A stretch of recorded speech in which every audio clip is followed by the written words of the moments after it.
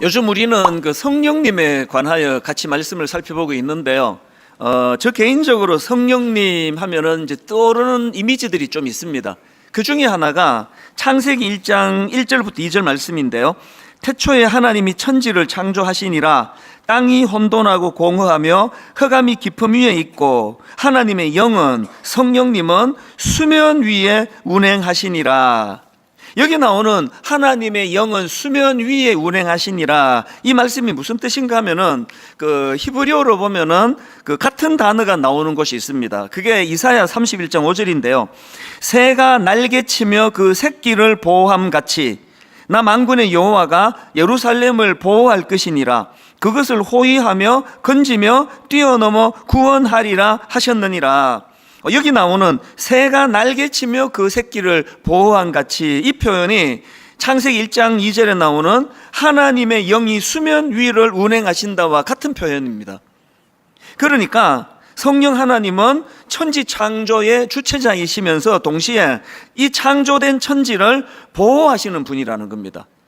창조된 천지를 보호하시되 마치 독수리가 이제 알을 낳은 후에 그 천적인 뱀 이런 것들이 그 알을 이제 함부로 하지 못하도록 이 독수리가 그 알을 보호하기 위하여 알 위를 이렇게 날면서 그 알을 지키는 이미지, 이게 제 머릿속에 있는 성령님의 이미지 중에 하나입니다. 그런가 하면은 구약에 나오는 성령님과 관련된 말씀이 느헤미야 9장 20절에 나오는데요. 자, 19절부터 한번 보십시오. 주께서는 주의 크신 긍휼로 그들을 광야에 버리지 아니하시고 낮에는 구름 기둥이 그들에게서 떠나지 아니하고 길을 인도하며 밤에는 불 기둥이 그들이 갈 길을 비추게 하셨사오며, 그리고 20절입니다. 또 주의 선한 영을 주사 그들을 가르치시며 주의 만나가 그들의 입에서 끊어지지 않게 하시고 그들의 목마름을 인하여 그들에게 물을 주어. 이스라엘 백성들이 이제 홍해를 건너 광야 생활하는 동안에 뭐 너무나 급작스럽게 그렇게 탈출을 하다가 보니까 아무것도 준비된 거 없이 뭐 그냥 뛰쳐나오다시피 한 거고요. 그리고 그 광야라는 것 자체가 결핍 아닙니까? 그런데 하나님께서는 그 결핍의 광야를 지나는 동안에 불기둥으로, 또 구름 기둥으로, 그리고 백성들이 배고플 때 만나로, 그리고 또 목이 마를 때 반석의 물을 공급해 주셨습니다. 그런데 하나님은 이런 외적인 공급만이 아니라 그들의 필요를 따라 외적인 공급도 주시지만 20절에 보니까 또 주의 선한 영을 주사 그들을 가르치셨다는 거예요. 우리가 자꾸 어떤 결과지상주의, 그리고 뭐 복, 그래서 이제 이 기복 신앙에 쩔어 있거나 혹은 또 무속 신앙에 빠지면 안 되는 게요. 누가 주는지 뭐가 중요하냐. 우리는 그냥 그 복을 받기 원한다, 이 신앙이 아니에요. 우리가 이제 영안을 열고 하나님의 사랑을 알고 은혜를 누리면은 복 그러는 게 아니라 하나님께서는 우리를 때를 따라 돕는 은혜로 필요를 채워 주시기도 하지만 또 성령을 통하여 가르치시는 일을 하신다는 겁니다. 믿음이 오래됐는데 성장이 없다, 변화가 없다, 그건 그 자체가 이미 굉장히 중병에 걸려 있다, 이렇게 말할 수 있는 거거든요. 그런가 하면은 성령님은 이 다윗이 왕이 되는 과정에서 사무엘이 다윗에게 기름을 부을 때 그때도 성령님이 다윗에게 감동을 주시는데요. 그게 사무엘상 16장 13절입니다. 사무엘이 기름 뿔병을 가져다가 그의 형제 중에서 그에게 부었더니, 그 다음 보십시오. 그날 이후로 다윗이 여호와의 영에게 크게 감동되니라. 목사는 딱 두 종류입니다. 목사 안수 받을 때 그냥 인간적인 절차만 받는 그런 인간적인 어떤 선배 목사가 머리에 손을 얹는 절차, 이것밖에 없는 그런 안수를 받은 목사가 있는가 하면은 다윗처럼 그 목사 안수를 받을 때 성령의 인도하심을 따라 성령의 충만함을 경험한 목사, 그리고 그 이후로 항상 이제 말씀을 전할 때도 그 말씀이 먼저 자기를 관통하고 성령님의 은혜를 먼저 누리고 그것을 전하는 그런 목회자가 있다, 그렇게 나눌 수가 있습니다. 그래서 저는 목사 안수 받기 전에 정말 두려웠습니다. 이게 이제 목사 안수를 앞두고 있으니까 이제는 돌아오지 못하는 강을 건너는 건가 두려웠습니다. 지금도 뭐 이렇게 철이 없고 어리숙하고 그런데 그 뭐 목사 안수 받던 30대 초반이니까 얼마나 어리고 그랬겠냐고요. 아무리 생각해도 제가 이렇게 이기적이고 나 자신을 위해 살기에 급급하고 이런 사람이 이게 이제 죽을 때까지 제가 주를 위하여 성도들을 위하여 그렇게 섬기는 삶을 살 자신이 없는 거예요. 아무리 생각해도 자신이 없어서 진짜 간절히 기도했습니다. 여러분이 아시지만 저희 아버지는 이제 금식 기도하다가 돌아가셨기 때문에 저에게 약간의 트라우마가 있습니다. 그래서 저는 뭐 어지간하면은 뭐 밥 먹으면서 기도하지 뭘 그렇게 밥도 안 드시고 기도하시다가 저렇게 돌아가시면 자식들은 어떡하냐고. 그래서 저는 금식 기도하는 거 별로 잘 하지 않는데요. 그런데 이 목사 안수 받을 즈음에 얼마나 절박했던지 긴 시간 금식하면서 제가 기도를 했습니다. 하나님, 저로서는 목회할 자신이 없습니다. 목회할 깜도 안 됩니다. 그릇도 안 됩니다. 그래서 성령님의 은혜를 구합니다. 목사 안수식 할 때 노회에 어른들이 인간들이 머리에 손을 꽈는 이런 안수 말고 그런 절차도 필요하지만 제가 목사 안수 받을 때 성령님 강하게 임재하시고 성령의 역사가 나타나게 하여 주시옵소서. 그렇게 간절히 제가 기도하며 금식했었거든요. 그리고 그 이후로 지금까지 목회하는 것이 얼마나 어렵습니까? 그래서 목사가 된 이후에도 절박하게 성령님을 구할 수밖에 없습니다. 성령님, 저는 무지합니다. 성령님, 저는 지혜가 모자랍니다. 성령님, 저는 이렇게 욱하는 성격이 있고 다혈질이고 성도들에게 상처 주기가 쉬운 성격입니다. 절대로 저를 방치하지 마시고 성령님 저에게 임재하시고 저를 인도하여 주시기 원합니다. 이게 제 간절한 기도 제목이에요. 저는 주중에 제 설교를 꼭 듣거든요. 반성하려고. 그래서 제가 이제 그 만보를 걸으면서 제 설교를 이렇게 들으면 참 힘들어요. 그래서 중간에 끌 때가 많아요. 지난주도 그랬습니다. 아니 뭔 군더더기가 이렇게 많고, 아니 내가 지금 34년째 설교를 하는데 아니 어느 한 분야에 그 10년을 하면은 전문가가 된다는데 이게 나는 왜 이러는 거야. 그래서 이게 참 마음이 괴로울 때가 있거든요. 그런데 설교한 제 스스로가 이렇게 설교가 만족이 안 돼서 반성하고 또 반성하는데 이런 설교를 듣고 눈물을 흘리고 은혜를 받고 이런 분들이 계시단 말이죠. 그거는 저와 상관없는 일이에요. 그래서 성령님이 개입하신 거예요. 성령님이 누가 설교하든지 간에 은혜를 주시도록 마음에 충만함이 있었기 때문입니다. 저희 교회에 그 청년부에서 신앙생활 하다가 이제 결혼하면서 캐나다로 간 자매가 있습니다. 이번에 이제 그 출산하려고 그렇게 이제 한국을 방문해 갖고 저한테 인사를 왔더라고요. 이 자매가 저를 만나자마자 목사님, 그 캐나다에 자기가 다니는 교회의 그 권사님이 이찬수 목사님 만나면 이거 꼭 전해드려라, 그 말이 있다는 거예요. 그러면서 하는 말이 캐나다의 뭐 어느 지역인가 마약 중독에 빠진 어떤 성도님이 계셨대요. 그 이분이 이제 마약 중독으로 굉장히 힘드셨는데 이찬수 목사님 설교를 2년인가 3년인가 지속적으로 들으면서 마약 중독이 치료가 됐다는 겁니다. 그걸 꼭 전해달라 그래서 제가 그 얘기 듣고 볼펜을 꺼내갖고 그거 좀 자세히 얘기해봐라. 그거 어떻게 됐다고? 그거 제가 다 받아 적었어요. 근데 오늘 내가 이거를 잘 내가 전하겠다고. 그거는요 자랑하려고 받아 적은 게 아니라 본인이 만족이 안 되는 설교, 본인이 참 은혜가 이게 왜 이렇게밖에는 설교를 못하는가 그래서 듣다가 중간에 끌 수밖에 없는 그 설교라도 성령님이 개입하시니까 거기에 여러분 마약 중독이 치료된다는 거 이게 보통 일이 아니잖아요. 그 내면에 굉장한 악한 영이 인이 박혀 있는 그런 것들이 중독에서 치료가 됐다. 그래서 그걸 너무 기뻐하니까 한국에 가서 이찬수 목사님 만나면 꼭 전해드려라. 그래서 이 자매가 막 잊어버릴까 봐 그렇게 목사님한테 내가 전해드립니다. 그럴 때 참 기쁜 거죠. 와, 역시 내가 설교는 잘해. 이래서 기쁜 게 아니라 그래도 이 강단에 성령님이 일하고 계시는구나, 성령님이 개입하고 계시는구나, 이것이 제게 너무나 감사가 되는 그런 은혜가 있다는 거죠.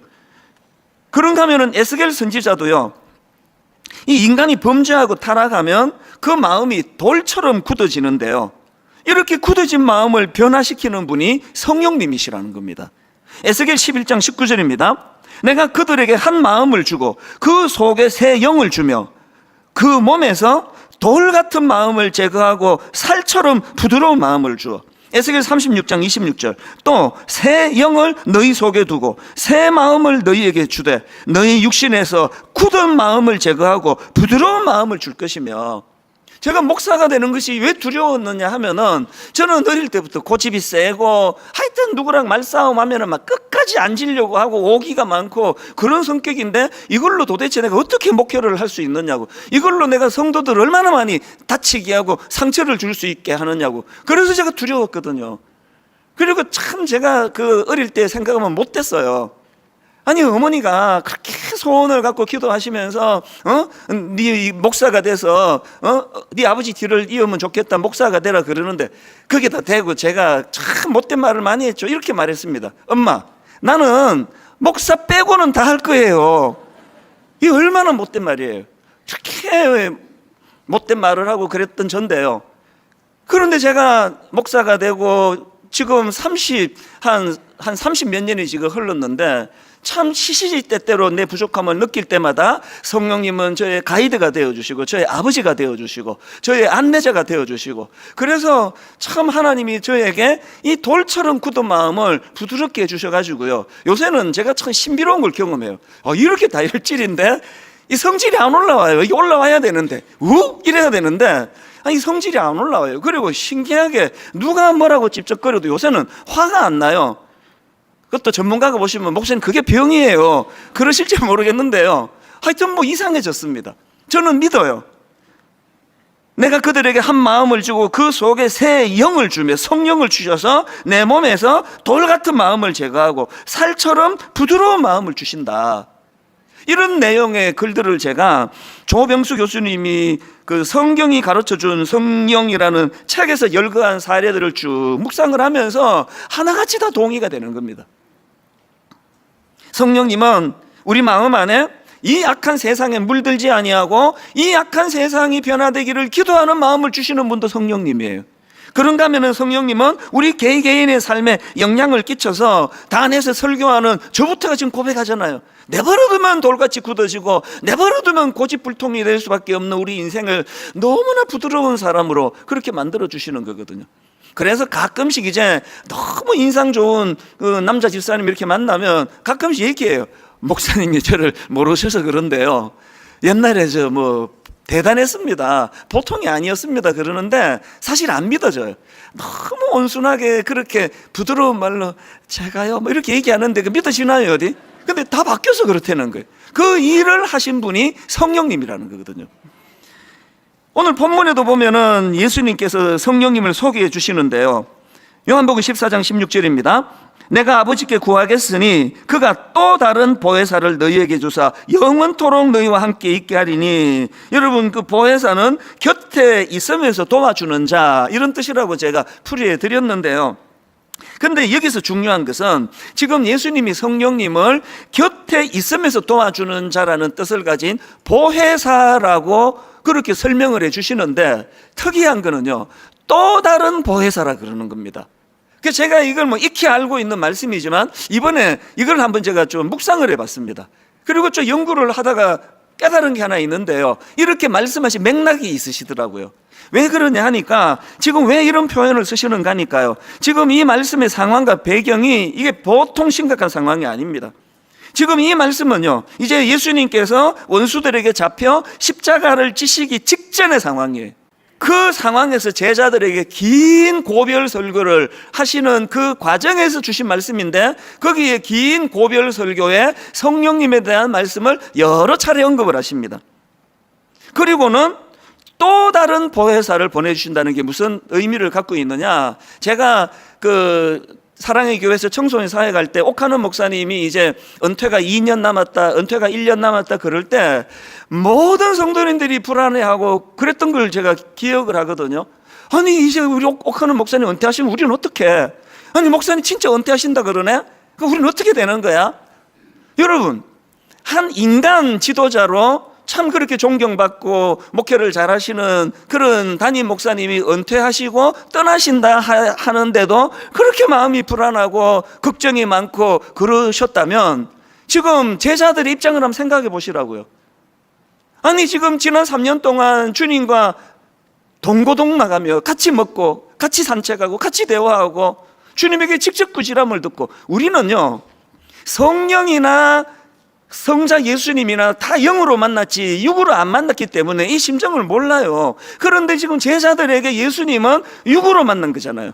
이제 그 예수님이 십자가 지시고 그들을 떠나간다고 하니까 모든 제자들이 두려움에 빠져 있는 거 아닙니까? 그때 예수님이 약속의 말씀이 이거거든요. 성령을 보내주시겠다는데, 그는 보혜사인데 어떤 보혜사라고요? 또 다른 보혜사라는 거예요. 무슨 뜻인지 아시겠죠? 그 모든 제자들에게 주님이 안심시켜 주시는 것이, 이제 너희들이 만나게 될 성령님은 나랑 똑같이 육신을 입고 만나 나랑 똑같이 너희들 곁에 계시며 너희들을 인도해 주시는 그런 분이시다. 그러니까 여기서 강조하는 또 다른 보혜사라는 것은 어떤 인격체를 가진, 실체를 가진, 대면할 수 있는 그런 분으로서 지금 묘사를 하고 있는 거거든요. 이런 점에서 저는요, 한국교회가 왜 문제가 많고 어려움이 생겼는가, 그거를 저는 좀 알게 되는 거거든요. 이제 한국교회가 가진 문제가 뭡니까?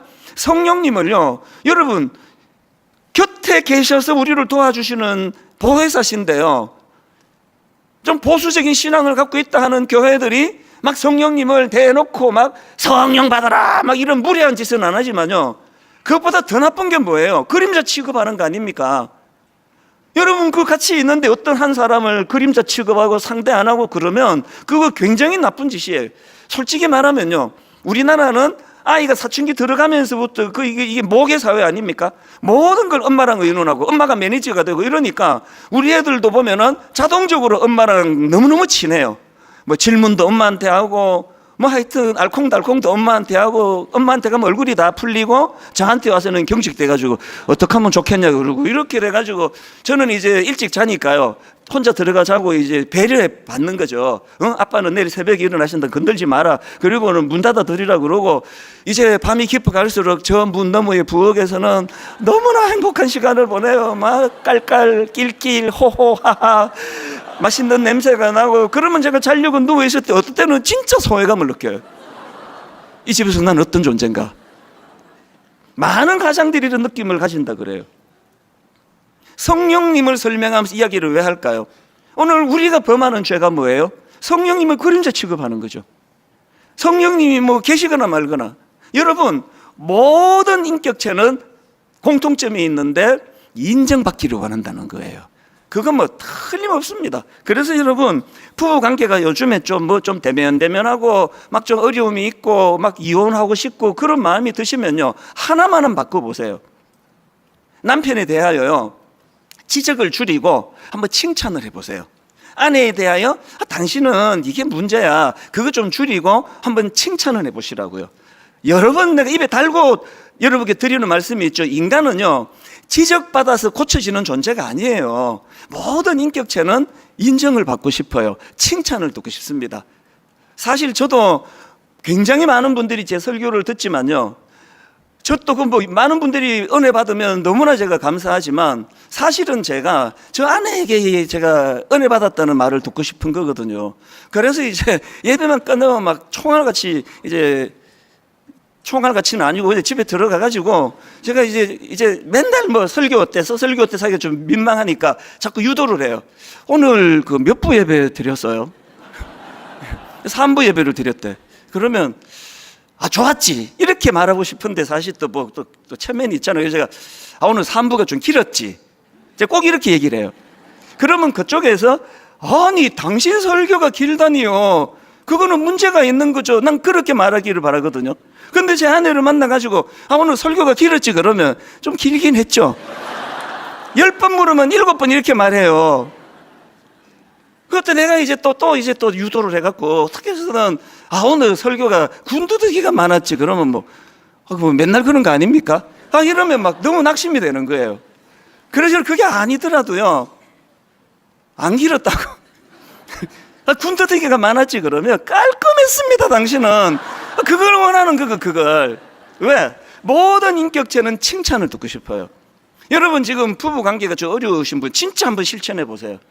내가 사실 참 결혼 초에는 당신의 장점을 잘 몰랐는데 살아갈수록 당신에게 이런 좋은 점이 있는 걸 내 참 감사합니다. 진짜 한번 해보세요. 성령님도 마찬가지예요.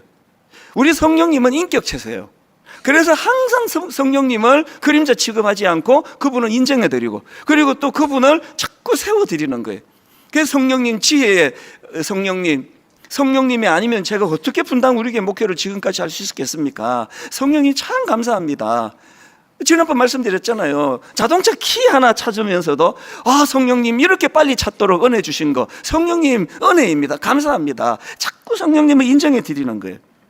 인격체이신 성령 하나님을 그림자 취급하시는 이 믿음은 더 이상 곤란합니다. 자꾸 그분을 인식하고 그분을 인정하고 또 그분을 우리가 구해야 돼요. 누가복음 11장에 보면은요, 제자들이 예수님께 기도를 가르쳐 달라 그래요. 그게 11장 1절입니다. 예수께서 한 곳에서 기도하시고 마치심에 제자 중 하나가 여짜오되 주여, 요한이 자기 제자들에게 기도를 가르친 것과 같이 우리에게도 가르쳐 주옵소서. 그래서 나온 게 주기도문입니다. 예수님이 주옥 같은 주기도문을 가르쳐 주시고는 간청 기도의 중요성을 강조하십니다. 9절입니다.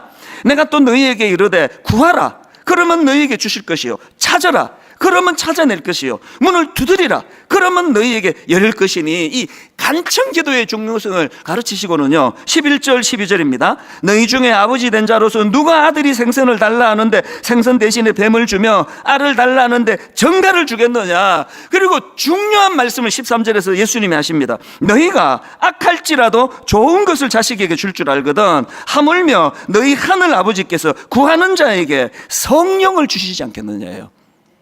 그런데 굉장히 중요한 것은요, 같은 사건을 다루고 있는 마태복음에서는 어떻게 표현하고 있느냐, 똑같은 내용입니다. 마태복음 7장 11절입니다. 너희가 악한 자라도 좋은 것으로 자식에게 줄 줄 알거든 하물며 하늘에 계신 너희 아버지께서 구하는 자에게 좋은 것으로 주시지 않겠느냐예요. 지금 성경이 뭘 강조하고 싶은 겁니까? 여러분 지금 막 취직이 안 돼가지고 고민하면 하나님께 뜨겁게 기도하는 거, 그래서 취직하게 되는 거, 그거 좋은 일이에요. 여러분 어떤 분 암에 걸려가지고 투병하는데 병 고침을 위하여 간절히 기도하고 그 기도가 응답받는 거, 그거 좋은 거예요. 그런데 여러분 누가복음에 의하면 그 좋은 것 중에 가장 좋은 것은 성령님을 구하는 거라는 거예요. 왜 그렇습니까? 성령님은 뭐 하나를 해결해 주시는 분이 아니라 내 곁에 서셔서 나를 도와주시는 분이거든요. 여러분 우리가 기도할 때 성령을 구해야 된다고 예수님이 말씀을 하시는 거거든요.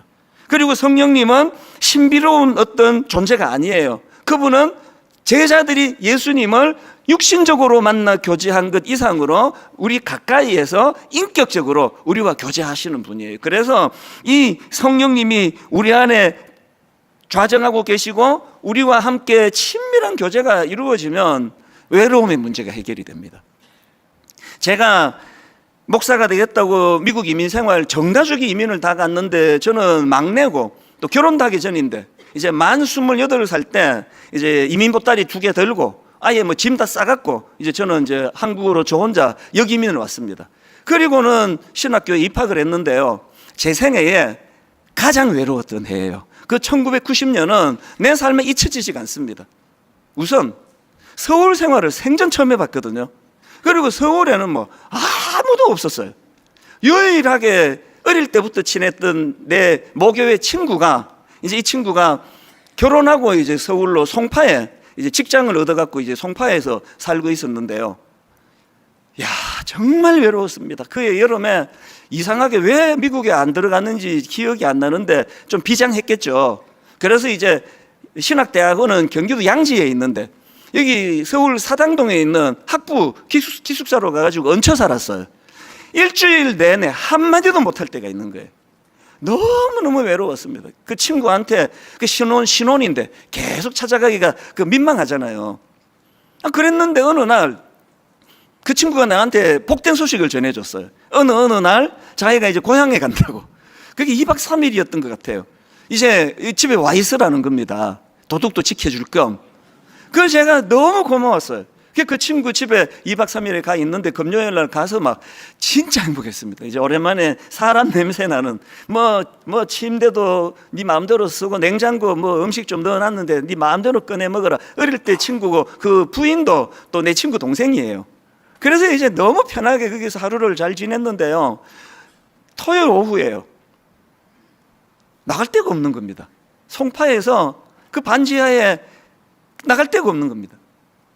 답답해지기 시작하는 거예요. 또 토요일 오후에 막 굉장히 답답해가지고요. 그러고 있는데 이제 그 친구가 그 기타가 있더라고요. 저도 그때 대학부 찬양 인도하고 그럴 때인데요. 우리 애들한테 말하면 아무도 안 믿어. 아빠 목소리에 무슨 찬양 인도를 하셨냐고 그러는데, 네, 정말 참 답답해요. 제가 찬양 인도를 어느 정도 잘했냐면, 지금 제가 분당 우리 교회에 제가 사역자로 있으면은 이동선 전도사 여기 없습니다. 아무도 안 믿으시는데요. 제가 찬양 인도하고 그랬는데, 이제 기타가 있으니까 이제 기타를 들고 찬양을 이제 부르기 시작했습니다. 뭐 찾고 뭐고 필요 없습니다. 새틀처럼 하는 게 시간인데 1장부터 부른 거. 1장부터 1장 펴놓고 찬양하고, 2장 찬양하고, 3장 찬양하고, 제가 이렇게 찬양을 쭉 부르다가 보니까 이 찬양을 만났어요. 당신이 지쳐서 기도할 수 없고 눈물이 빗물처럼 흘러내릴 때 주님은 우리 연약함을 아시고 사랑으로 인도하시네. 막 눈물이 나는 거예요. 이게 완전히 이게 내 이야기인데 이게 막 눈물이 막 나는 거예요. 2절도 똑같아요. 당신이 외로이 홀로 남았을 때 당신은 누구에게 위로를 얻나? 주님은 아시네 당신의 마음을, 그대 홀로 잊지 못함을. 그래서 이거를요, 뭐 발을 정자로 막 세면서 안 읽어가지고 정확하게 몇 번 불렀는지 모르지만 제 기억으로 하여튼 뭐 목이 아프도록 계속 반복해서 불렀어요. 부르고 또 부르고 부르고 또 부르는데요, 어느 날 어느 순간에 제가 후렴을 가사를 이렇게 바꿔서 부르더라고요. 원래는 이게 누군가를 위하여 누군가 기도하네 이렇게 나가는 건데 제가 이렇게 바꿔서 부르더라고요. 성령님 날 위하여, 널도 아니에요, 날 위하여. 성령님 날 위하여 성령님 기도하네. 언제 기도해 주시느냐? 내가 홀로 외로워서 마음이 무너질 때 성령님 날 위해 기도하네. 1990년 어느 날, 어느 달인지는 기억이 안 나요. 지금부터 34년 전이에요. 그 장소, 그 반지하에 그 채광이 잘 안 돼서 약간 어두운 그 분위기 하나도 잊혀지지가 않습니다. 많이 울었거든요. 너무너무 외로워서 울었고요. 그런데 너무 기뻐서 울었어요. 이게 지금 뭔지는 잘 모르겠는데 그렇게 눈물을 흘리면서 찬양을 부르는데요, 제가 그날을 왜 못 잊습니까? 이 찬양 가사 그대로. 오늘 여러분 누구라서 외롭지 않으냐고요. 제가 결혼을 해보니까요, 상당 부분은 해소가 돼요. 상당 부분은 외로움이 해소가 되는데요, 근원적인 외로움은 없어지지 않더라고요. 아니, 이렇게 많은 성도들을 상대하는 목사인데, 사람에게 치여 산다고 하는 그런 목사인데 사람으로는 채워지지 않는 빈 공간이 있더라고요. 제가 깨달았죠. 아무리 유복하고 자녀들이 효자 효녀고 부부간에 금슬이 좋고 그래도요, 채워지지 않는 빈 구멍이 있는데 그거는 성령님이 채워주시는 자리예요.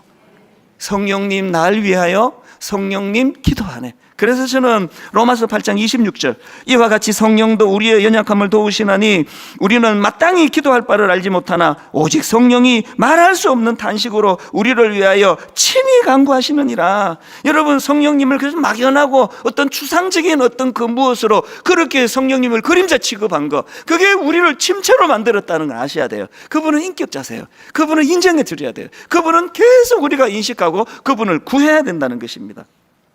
한 가지만 더 살펴보고 말씀을 마무리하려고 하는데요, 예수님께서 성령님에 대해서 설명하시면서 부연 설명을 하십니다. 오늘 본문 요한복음 14장 17절입니다. 성령님은 이렇게 설명해요. 그는 진리의 영이라. 또 16장 13절, 그러나 진리의 성령이 오시면 그가 너희를 모든 진리 가운데로 인도하시리니. 예수님이 묘사하시는 성령님은 진리의 영이세요. 그래서 여러분, 우리가 진리의 영이신 성령님과 함께 교제하고 그분 가까이 모시고 살아가면은 두 가지 열매가 나타나요. 하나는요, 여러분, 성령님은요, 우리로 진리 되시는 예수님 앞으로 인도해 주시는 분이에요. 요한복음 15장 26절입니다. 내가 아버지께로부터 너희에게 보낼 보혜사 곧 아버지께로부터 나오시는 진리의 성령이 오실 때에, 그 다음 보세요, 그가 나를 증언하실 것이요. 또 고린도전서 12장 3절입니다. 또 성령으로 아니하고는 누구든지 예수를 주시라 할 수 없느니라. 아까 제가 목사가 된 게 기적이라고 말씀을 드렸는데요, 더 깊이 들어가면은요, 지금 제가 예수 믿고 있는 게 기적이에요. 따지기 좋아하고 깐깐하고 눈으로 확정되지 않으면 안 믿고, 저는 단 한 번도 사기 같은 거 당해본 적이 없습니다. 굉장히 깐깐하고 따지기 좋아하는데, 아니 내가 어떻게 예수를 믿게 됐지? 아니 어쩌다가 내가 목사 빼고는 내가 다 하겠다고 그랬는데 목사가 돼 있지? 진리의 영이신 성령님이 예수 믿게 해주신 거예요. 여러분, 여기 지금 가정의 평화를 위해서 나오신 분이 좀 계시잖아요. 예수 안 믿는데 결혼하니까 남편이 예수를 믿어요. 또 아내가 예수를 믿어요. 그래서 지금 참 좋은 성품으로 여기 와 계시는 분이 계시잖아요. 애쓰지 마세요. 여러분의 자의로 안 믿어집니다. 그게 믿어지겠습니까? 그래서 여러분, 나도 좀 믿게 해달라고, 좀 보여달라고 이렇게 구하지 말고요, 성령님을 구하세요. 진리의 영이시라 그러는데, 성령님, 저도 제 아내가 믿는, 저도 제 남편이 믿는 예수님 만나고 싶습니다. 우리 교회에요, 그런 사례를 들으려 그러면 말로도 할 수 없이 많을 것입니다. 그런가 하면 두 번째로요, 성령님은 진리의 영이시기 때문에요, 우리가 성령님을 가까이 하면 성령님은 우리를 거룩으로 인도하십니다. 데살로니가전서 4장 7절 세 번역이요. 하나님께서 우리를 불러주신 것은 더러움에 빠져 살게 하시려는 것이 아니라 거룩함에 이르게 하시려는 것이라. 데살로니가 4장 3절 하나님의 뜻은 이것이니 너희의 거룩함이라. 여러분, 본당에 딱 들어오시면은요, 여러분이 보시기에 왼편에 있는 하나님은 사랑이시라, 저거를 묵상하셔야 돼요. 저 하나님은 사랑이시라가 있어서 그리스도의 십자가가 가능했거든요. 그리고는 여러분이 저 하나님은 사랑이시라를 보시면 묵상한 다음에 여러분 강단에 있는 거룩과 성수, 이거를 갖고 묵상하셔야 돼요. 2학기가 들면서 이제 이쪽에 이런 문구 이거를 바꾸는 게 좋겠다고 지난주에 담당자가 와가지고 이거를 철거하면 어떻게 하냐는 식으로 얘기해가지고 제가 막 절대 안 된다고 그랬습니다. 건들지도 못한다, 이거 건들지 말라고. 내 눈에 흙이 들어가기 전에는 이거 못 건든다 라고는 말하지 않았는데요, 그런 마음으로 얘기했습니다. 이거는 계절 따라 바꾸는 게 아니다. 여러분, 여기 딱 앉으시면 하나님은 사랑이시라, 십자가를 가능하게 하신 그분을 묵상하고 거룩과 성숙을 보셔야 돼요. 그리고 이번 한 주간 나는 거룩했나? 이 악한 세상에, 이 오염된 세상에 이번 한 주 나는 거룩을 추구했나? 이거 점검해 보셔야 됩니다. 그리고 여러분 안에 참 내가 부끄럽게도 이번 한 주간 내가 참 거룩을 잃은 적이 많이 있구나. 그러면 이번 주에 내가 더 애를 써야지, 이게 아니에요. 성령님을 구해야지. 이번 한 주간 성령님, 참 저는 이렇습니다. 내버려두면 이렇게 이탈하고 내버려두면 엉뚱한 데 빠지는 저입니다. 결론을 제가 이렇게 맺는데요, 요즘 저는 가평 우리 마을이 너무 감사해요. 오픈한 지 얼마 되지도 않는데 거의 지금 주말에 만실이 일어나고 많은 분들이 가평을 방문하는 것도 감사하지만요, 거기서 일어나는 놀라운 역사, 이게 저를 너무 감사하게 합니다. 가평 우리 마을은 지친 이들의 쉼터가 되게 해달라고. 그래서 이제 1단계는 스스로 와서 지내시고, 2단계는 우리 장애인 가족들, 부모님, 또 장애인 형제, 또 보호 종료 우리 청년, 또 이런저런 지쳐있는 분들을 우리가 초대해서 그곳에서 쉼을 제공하기 원하는데요, 희한하게도요, 2단계는 아직 시작도 안 했는데 거기서 치유가 일어나요. 어떤 가족이 거기를 다 방문했어요. 사연이 좀 있더라고요.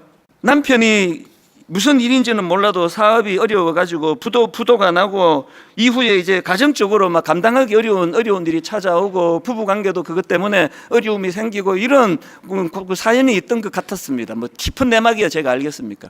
그랬는데요, 이렇게 살 바에는 우리 두 아이와 함께 죽어버리는 게 낫겠다, 그 정도 생각이면 어떤 상황인지 아시겠죠? 그런데 여러분, 그 가족이요, 가평 우리 마을에서 기도하고 그런 시간을 보내면서 하나님께서 마음에 용기를 주셨다는 거예요. 그래서 내가 진짜 살아야 되겠다, 이런 용기를 얻고 이곳을 떠납니다 그런 일들이 막 일어나는 거예요. 그게 방명록이 있는데요, 가시면서 거기다가 방명록에 쓴 거 점점 쌓여가는 게 다 이런 이야기예요. 이거 묶어서 책을 내도 되겠다 할 정도예요. 무슨 일이 일어나고 있는 겁니까? 한 몇 주 전에 우리 교회의 교구, 우리 성도님들 중에 너무 지치신 가장들이요, 우리 그분들을 사업하다가 어려워지시고 가정을 돌보다가 어려워지시고 그런 우리 아버지들을 좀 초대하자. 그래서 교구별로 이제 추천을 받아가지고요, 이제 1박 2일이에요. 와서 쉬었다 가시라고. 토요일 아침에 제가 그 드림센터 출발하기 전에 제가 가서 인사를 드렸어요. 딴 거 없고요, 프로그램도 없고요, 제가 담당 목사님한테 뭐 1교시담, 2교시담, 3 이런 하지 마라 그랬습니다. 그냥 쉬시다가 오세요. 좋은 분들하고 교제하고, 한 가지만 좀 일찍 주무시고 아침이 되시면 새벽에 그 마을이 참 좋습니다. 공기 좋고 하니까 그 길을 한번 이렇게 좀 거니시면서 그런 시간을 좀 가져보시라 그랬는데요, 희한한 일이 벌어졌어요. 아무것도 해드린 게 없거든요. 강의가 뭐 요란하게 있던 것도 아니고요. 그랬는데요, 그 아빠가 그렇게 이제 지쳐서 추천받아서 쉬러 가신 그 아빠를 둔 우리 청년부 자매가 저한테 메일을 보내왔습니다. 이런 요지예요. 최근에 아빠가 직장에서 과도한 스트레스를 받고 원인 모를 건강 쇠약이 오셔서 몇 달간을 집에서 쉬고 계시는데, 아빠가 가평을 다녀온 후로 하시는 말씀이 환골탈퇴가 된 것 같다, 이런 말씀을 하시더라는 거예요. 이곳에서 경험한 이 마음을 내 평생 잊지 않고 살고 싶다, 그런 기도 제목으로 고백을 하시더라는 거예요. 제가 느끼기로 그 아버지께서 초신자인 것 같은데, 그 딸의 편지를 한번, 저한테 보낸 편지를 읽어드리고 말씀을 마치겠습니다. 이렇게 썼더라고요. 가평 우리 마을에 곳곳이 하나님의 위로로 가득 차 있다는 것 같다고 하셨어요. 그곳에 있기만 해도 마음이 차분해지는 것을 경험했다고요. 집으로 돌아오신 아빠의 얼굴은 2달 동안 가지고 있던 지치고 핏기 없는 얼굴이 아닌 누구보다 생기 있고 에너지 넘치는 상태였습니다. 하나님의 은혜와 하나님의 위로와 함께 가신 분들과 서로의 아픔을 나누며 처음으로 느끼게 된 공동체원들과의 교제가 아빠에게 가득히 채워져 있음을 보았습니다.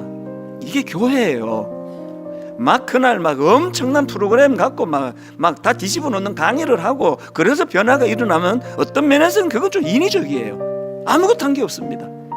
그냥 그 기도의 공간 안에 머물고 거닐고 거기에 같이 어려움을 당하는 분들과 마음을 나누고 기도를 해서, 제가요 이 그 딸의 편지를 받자마자 환골탈퇴를 제가 단어를 찾아봤습니다.